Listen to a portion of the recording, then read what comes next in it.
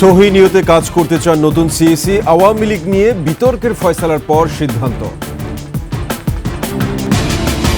নির্বাচনের তারিখ প্রধান উপদেষ্টাই জাতিকে জানাবেন, বাকিদের মতামত ব্যক্তিগত। ফেসালম গ্রুপের ঋণ জালিয়াতি, ইসলামী ব্যাংকের সাবেক 2 পরিচালককে জিজ্ঞাসাবাদ। তেজগাঁওয়ে বুটেক্স পলিটেকনিকের শিক্ষার্থীদের মধ্যে সংঘর্ষ, আহত 10।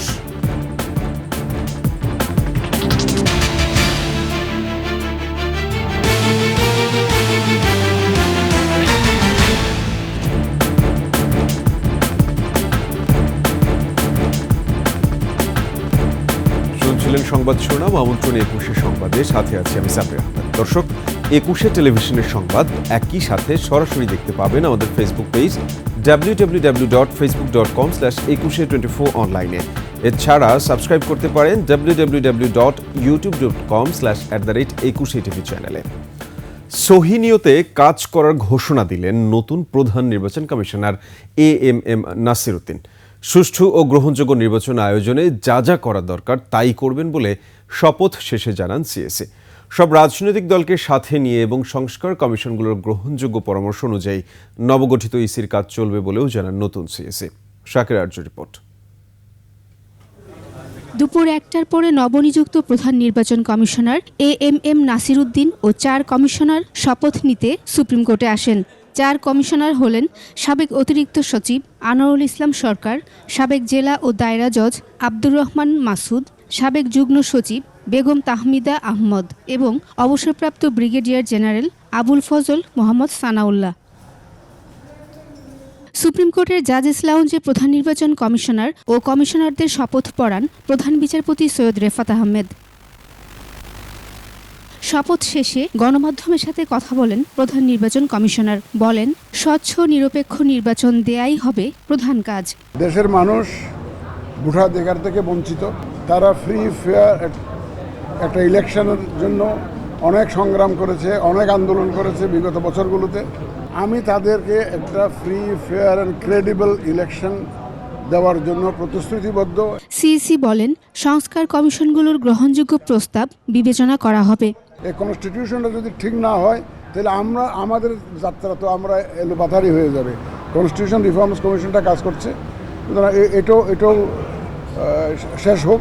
নির্বাচন কবে হবে দিনক্ষণ গণনা করে বলা যাচ্ছে না বলেও মন্তব্য করেন তিনি। আশ্বস্ত থাকুন, ইনশাল্লাহ আমাদের নিয়ত সহি। উই আর কনফিডেন্ট, ইনশাল্লাহ will be able to deliver. দিনক্ষণ দিয়ে এটা এখন কিছু বলা যাবে না। আমরা কিছু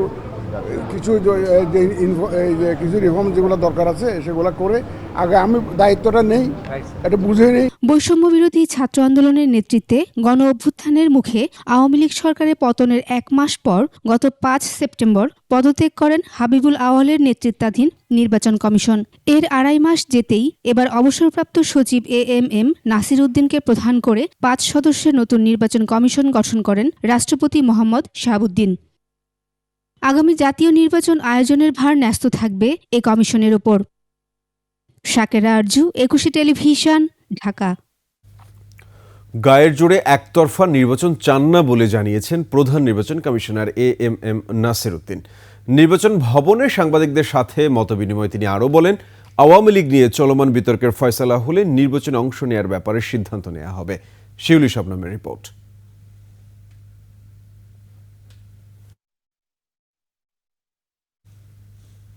শেষে আসেন আগারগাঁও নির্বাচন ভবনে। এ সময় নির্বাচন কমিশনের কর্মকর্তারা তাদের স্বাগত জানান। প্রথম দিন তারা নিজ নিজ অফিস কক্ষে কিছুক্ষণ সময় ব্যয় করেন। পরে নির্বাচন ভবনের সম্মেলন কক্ষে সাংবাদিকদের সাথে কথা বলেন নতুন কমিশন। অবাধ, সুষ্ঠু ও গ্রহণযোগ্য নির্বাচন করাই এই মুহূর্তে সবচেয়ে বড় চ্যালেঞ্জ উল্লেখ করেন তারা। আমাদের সব প্রচেষ্টা নিবেদিত থাকবে একটা পরিবেশ সৃষ্টি করার জন্য, যে পরিবেশে সব ভোটার একদম নিজের ইচ্ছা মোতাবেক তার পছন্দের প্রার্থীকে নির্বিঘ্নে ভোটটা যাতে দিতে পারে সেরকম একটা পরিবেশ আমরা নিশ্চিত করব। আমরা একটা লেভেল প্লেয়িং ফিল্ড আমরা ক্রিয়েট করে দেব, যাতে করে সবাই এখানে খেলতে পারে under the rules of the game. বলেন একতরফা নির্বাচনে বিশ্বাসী নয় নির্বাচন কমিশন। আর আওয়ামী লীগ সহ তাদের জোট শরিকদের বিষয়ে বিতর্কের সমাধান হলেই ভোটে অংশ নেওয়ার বিষয়ে সিদ্ধান্ত হবে। আওয়ামী লীগের এবং তার যে আরও জোটের মধ্যে বোধ আর 10-12টা আছে, তো ওটা নিয়ে তো সিরিয়াস বিতর্ক আছেই, চলছে, বাইরে চলছে, পোলট্রি আপনারাও দেখতেছেন, আমরাও দেখতেছি। এই বিতর্কের ফয়সালাটা হোক, ভোট তো আরও দেরি আছে, তো মানে কাল পরশু তো ভোট হচ্ছে না। সুতরাং ওই যে ফয়সালাটা হয়ে যাক, আওয়ামী লীগের ব্যাপারে ফয়সালাটা হয়ে গেলে আমরাও অপেক্ষা করতেছি যে ফয়সালাটা কী আসে দেখি, তাহলে সেইভাবেই আমরা ব্যবস্থা নিব। এ সময় প্রধান নির্বাচন কমিশনার বলেন প্রয়োজনীয় সংস্কারের পর নির্বাচনের তারিখ নিয়ে আলোচনা হবে। আমাদের তরফ থেকে আমরা যথাসম্ভব নির্বাচনের জন্য প্রস্তুতি এই ফ্রম টুডে আমরা নিব আমাদের তরফ থেকে, কিন্তু পারবো না তো শেষ, কারণ ওই রিফর্মসগুলো না আসলে তো পারবো না। পরে রাজধানীর পঙ্গু হাসপাতালে যান সিইসি সহ 4 কমিশনার। এ সময় সিইসি আহত ছাত্র জনতার চিকিৎসার খোঁজ খবর নেন। শিউলি শবনম, 21 টেলিভিশন, ঢাকা। নির্বাচনের তারিখ প্রধান উপদেষ্টাই জাতিকে জানাবেন। রোববার ব্রিফিংয়ে এ কথা জানিয়েছে প্রধান উপদেষ্টার প্রেস উইং। ব্যাটারি চালিত রিকশার ব্যাপারে সরকার আইনি প্রক্রিয়াতেই সমাধান চাইছে বলেও জানিয়েছেন তারা। মেহেদী হাসানের রিপোর্ট। রোববারই শপথ নিয়েছে নতুন নির্বাচন কমিশন। এখন অপেক্ষা কবে হবে কাঙ্ক্ষিত নির্বাচন। এ বিষয়ে প্রশ্ন করা হলে প্রধান উপদেষ্টার প্রেস উইং জানায় নির্বাচনের দিনক্ষণ এখনো চূড়ান্ত নয়। চূড়ান্ত হলে প্রধান উপদেষ্টা তা জাতিকে জানাবেন। নির্বাচনের ডেট এখনো পর্যন্ত দেওয়া হয় নাই। সো নির্বাচনের ডেট অ্যাকচুয়াল যে ডেটটা ওটা উনি অ্যানাউন্সমেন্ট করবে এবং ওনার দপ্তর থেকে দেওয়া হবে। তো বাকিগুলা বা বাকি যারা বলেছেন তারা হয়তো নিজেদের মতামত যে হতে পারে এরকম একটা ইয়ে হতে পারে, বাট এখনো পর্যন্ত কংক্রিট না। ব্যাটারি চালিত রিকশা নিষিদ্ধ করে দেয়া আদালতের রায়ের বিরুদ্ধে উচ্চ আদালতে আপিল করবে সরকার। বিষয়টা যেহেতু এখন আদালতে আছে এবং সরকার মনে করে যে এটা আইনি প্রক্রিয়াতেই সরকার এটা একটা সমাধান চায়। হ্যালো, আমি তানিম, আজকের পত্রিকা আছি। বিমানবন্দরে সাংবাদিক সহ কাউকেই যাতে হয়রানি না করা হয় সে নির্দেশনাও দেয়া হয়েছে। বিশাল একটা তালিকা যেটা ইমিগ্রেশনে দিয়ে দেওয়া হয়েছিল এই সাংবাদিক এবং রাজনৈতিক কর্মী বা ভিন্ন মতাবলম্বী যারা আছে তারা যাতে বিদেশে আসা যাওয়া করতে গেলে তাদেরকে থামানো হয়। তো এইটা সরকার চেষ্টা করছে যে এই তালিকাটাকে হালনাগাদ করতে। অনেক ক্ষেত্রে যেটা হয় ব্যাংকগুলো বলে যে ইনাকে আপনার বিদেশ গমনে আপনি বিরত রাখতে হবে বা কোর্টের অর্ডার থাকে। তো এই যে পুরো যে বিষয়গুলো এটাকে যাতে একটা সুনির্দিষ্ট নীতিমালার মধ্যে থাকে, একটা ট্রান্সপারেন্ট নীতিমালা, যেটা আপনিও জানতে পারবেন, অন্য বাংলাদেশের যে কোনো সিটিজেন এই বিষয়টাই জানতে পারবে। ডেঙ্গু নিয়ন্ত্রণে সরকার কার্যকর উদ্যোগ নিচ্ছে বলেও জানিয়েছে প্রেস উইং। সরকার চেষ্টা করে যাচ্ছে। মেহেদী হাসান, 21 টেলিভিশন, ঢাকা। এসালম গ্রুপের ৩,৩০০ কোটি টাকা ঋণ জালিয়াতির ঘটনায় ইসলামী ব্যাংকের সাবেক পরিচালক সৈয়দ আবু আসাদ ও মোহাম্মদ সুলাইমান সহ 5 জনকে জিজ্ঞাসাবাদ করছে দুদক। এর আগে একই বিষয়ে গত 20 ও 21 নভেম্বর তলব করা হয়েছিল বাংলাদেশ ব্যাংকের 13 কর্মকর্তাকে। তবে চিঠি না পাওয়ার কারণ দেখিয়ে তারা কেউই দুদকে হাজির হননি। বিস্তারিত মাহিলা ইসলামের রিপোর্টে। গত বছরের ডিসেম্বরে ইসলামী ব্যাংকের চট্টগ্রামের 3টি শাখা থেকে বিতর্কিত ব্যবসায়ী এস আলম 3,300 কোটি টাকা লুট করেন। ঋণের নামে ব্যাংক লুটপাটের অভিযোগ খতিয়ে দেখছে দুর্নীতি দমন কমিশন। এরই ধারাবাহিকতায় গত 11 নভেম্বর ব্যাংকটির সাবেক 2 চেয়ারম্যান ও পরিচালক সহ মোট 17 জনকে জিজ্ঞাসাবাদের জন্য তলব করে চিঠি পাঠায় দুদক। তলবের প্রেক্ষিতে রোববার দুদকের কার্যালয়ে আসেন ইসলামী ব্যাংকের সাবেক পরিচালক সৈয়দ আবু আসাদ ও মোহাম্মদ সুলাইমান সহ 5 জন। এখানে একজনের পিটিশন দিতে আসছি আমি। সেটা তো আমি জানি না, আমি কোনো ডকুমেন্ট পাইনি, অনেক আগের ঘটনা তো আমাদের সম্পৃক্ত ছিল না, আমরা তো যেহেতু বোর্ডের মেম্বার ছিলাম এই জন্য। জিজ্ঞাসাবাদ শেষে দুদকের উপপরিচালক আক্তারুল ইসলাম জানান অভিযোগের সত্যতা পাওয়া গেলে আইনানুগ ব্যবস্থা নেওয়া হবে।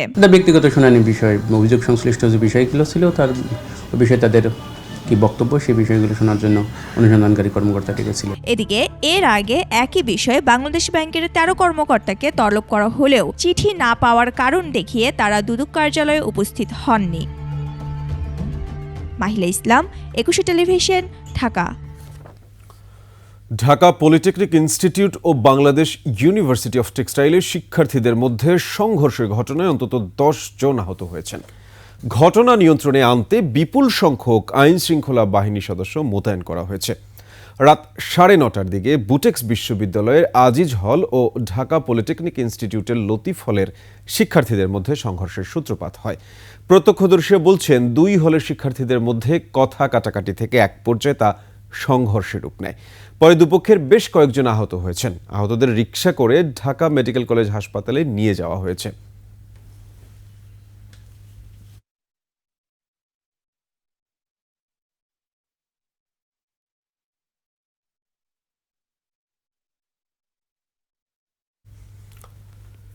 একুশে টেলিভিশনের সূচনা লগ্নের সহকর্মীকে সংবর্ধনা জানালেন একুশে টেলিভিশনের চেয়ারম্যান ও সিইও আব্দুস সালাম।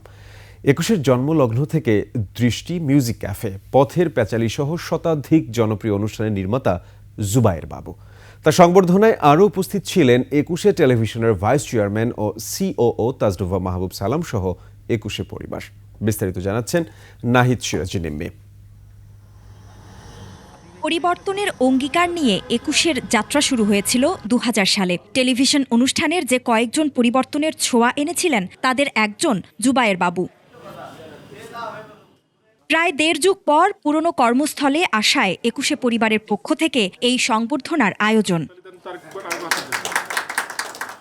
একুশে টেলিভিশনের চেয়ারম্যান ও CEO Abdus Salam, vice chairman Tasnuva মাহবুব সালাম শুভেচ্ছা জানান পুরনো সহকর্মীকে। এরপর অতিথিকে নিয়ে প্রতিষ্ঠানের বিভিন্ন শাখা পরিদর্শন করেন একুশে পরিবার। এ সময় একুশে টেলিভিশনের সাথে সম্পর্কের সমীকরণের গল্প তুলে ধরেন জুবায়ের বাবু। একই সাথে আগামীর জন্য শুভকামনা জানান তার ভালোবাসার প্রথম এই চ্যানেলের জন্য। মানসিকভাবে আমি সবসময় টিভির সাথে ছিলাম। সো এটা হচ্ছে যে আমার কাছে এই জায়গাটা, এই জায়গার গন্ধ, এই জায়গার বাতাস, এই জায়গার মানুষগুলো সবগুলো আপন মনে হয়। একুশে টেলিভিশন আমি আসলে যেই জায়গাটায় দেখতে চাই, আমি যেই জায়গাটা ছেড়ে গেছি একুশে টেলিভিশন, সেই জায়গাটাতে আমি দেখতে চাই। একুশে টেলিভিশনের ভাইস চেয়ারম্যান ও সিওও তাসনুভা মাহবুব সালাম বলেন, সাবেক এই সহকর্মীকে পেয়ে আনন্দের কথা এবং চ্যানেল নিয়ে তার আগামীর পরিকল্পনা। মুক্ত বাতাসে আমরা কথা বলতে পারতেছি, so very happy for this. হ্যাঁ, এবং যেটা ইটিভি যেখানে উনি রেখে গিয়েছেন, যেটা বললেন উনি একটু আগে, of course we are trying to go there ইনশাআল্লাহ। নব উদ্যমে এগিয়ে যাচ্ছে একুশে টেলিভিশন। এই অগ্রযাত্রায় জুবায়ের বাবুকে পাশে থাকার আহ্বান জানালেন একুশে টেলিভিশনের চেয়ারম্যান ও সিইও আব্দুস সালাম। ওর ভিতরে এই টিভিটা সবসময়ই আছে, অল দ্য টাইম, এবং আমার সাথে সবসময় যোগাযোগ আছে এবং সবসময় ইটিভিকে ওন করে, লাভ করে। অনেক দিন পর এই যে নতুন স্বাধীন বাংলাদেশে আসলো, ন্যাচারালি ঘরের ছেলে ঘরে আসছে। পরিবর্তনে অঙ্গীকারবদ্ধ স্লোগানে একুশে টেলিভিশনের চেয়ারম্যান ও সিইও আব্দুস সালামের হাত ধরে চ্যানেলটি এগিয়ে চলেছে সাহসিকতার সাথে। তাই তো এতদিনের এ অগ্রগতিতে ভূমিকা রাখা সহকর্মীদের প্রতি তিনি এতটাই আন্তরিক ও দায়িত্বশীল। নাহিদ সিরাজি নিম্মি, একুশে টেলিভিশন, ঢাকা। নিচ্ছি সংবাদ বিরতি। যখন ফিরছি তখন অন্যান্য সংবাদের সঙ্গে আরও যা থাকছে। জাপান গার্ডেন সিটিতে প্রাণী হত্যার ঘটনায় প্রতিবাদ, মামলার প্রস্তুতি। সবই হবে বাসায় বসে। আইডিএলসি আমার ফাইন্যান্সিয়াল পার্টনার বলেই সেভিংস করতে পারছি ডিজিটালি।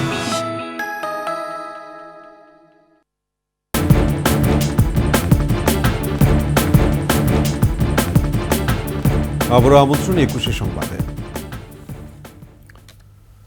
জাপান গার্ডেন সিটিতে বিষ প্রয়োগে কুকুর বিড়াল হত্যার ঘটনায় মামলার প্রস্তুতি নিচ্ছে প্রাণী নিয়ে কাজ করা সংগঠনগুলো। তারা বলছে, এভাবে প্রাণী হত্যা জঘন্য অপরাধ, বইছে নিন্দার ঝড়।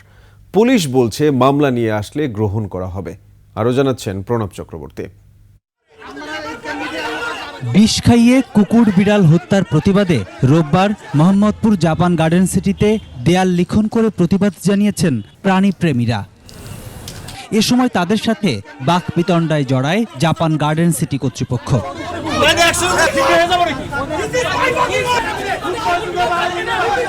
মারার পর পাশে পোস্টারও টানায় রাখতে যে আপনারা নিয়ে যান।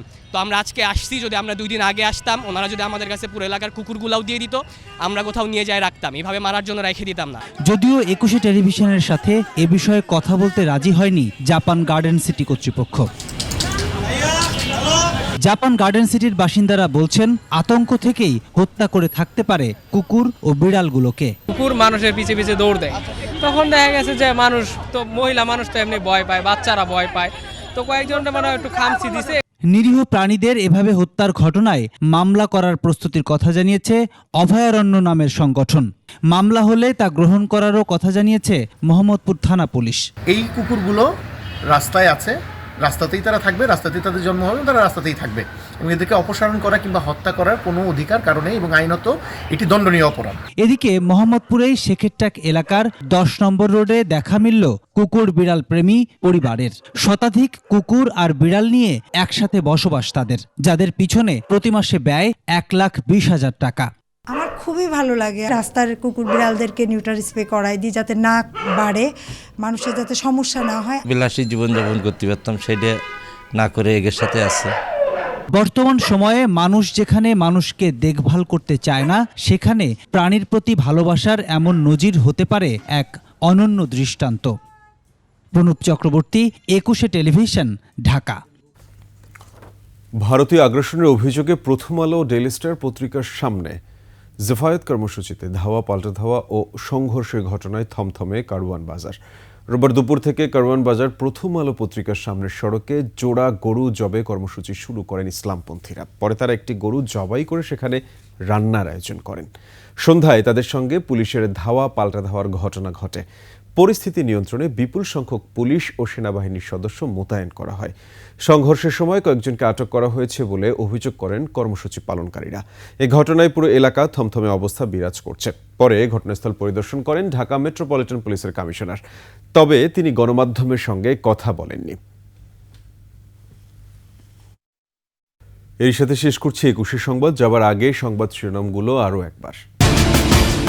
সহি নিয়তে কাজ করতে চান নতুন সিইসি, আওয়ামী লীগ নিয়ে বিতর্কের ফয়সালার পর সিদ্ধান্ত। নির্বাচনের তারিখ প্রধান উপদেষ্টাই জাতিকে জানাবেন, বাকিদের মতামত ব্যক্তিগত। এসালম গ্রুপের ঋণ জালিয়াতি, ইসলামী ব্যাংকের সাবেক 2 পরিচালককে জিজ্ঞাসাবাদ। তেজগাঁওয়ে বুটেক্স পলিটেকনিকের শিক্ষার্থীদের মধ্যে সংঘর্ষ, আহত 10।